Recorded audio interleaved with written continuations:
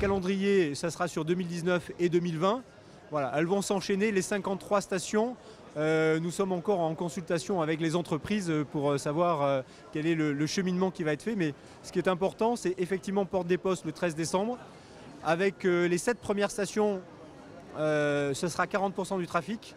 Et donc les 2 prochaines années, les 60% restants et donc la totalité des 60 stations. Les résultats sur les stations propres sont extrêmement positifs. Nous enregistrons en moyenne 16% de validation supplémentaire, 27% de transactions supplémentaires. Alors effectivement, nous n'avons pas une vision globale sur la totalité du réseau puisque c'est que 5 stations. Mais en tout cas, les indications que nous avons aujourd'hui sont là aussi extrêmement intéressantes et extrêmement positives.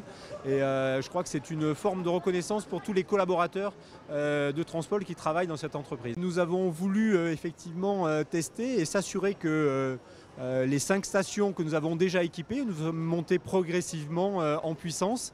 Aujourd'hui, c'est à peu près 13% de la fréquentation qui utilise le contrôle d'accès. C'est 5 millions de voyages. Donc nous avons décidé que la plus grande GLF, nous étions prêts.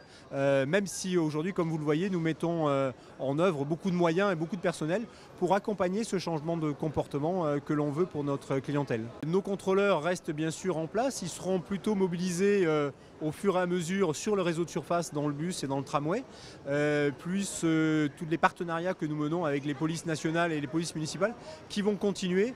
Nous avons vraiment l'ambition de faire de la lutte contre la fraude et de la sécurité dans les transports en commun un vrai axe de travail. Là aussi, les résultats sont bons. En matière de sentiment de sécurité, nous avoisinons sur l'ensemble du réseau 90%. C'est un excellent score.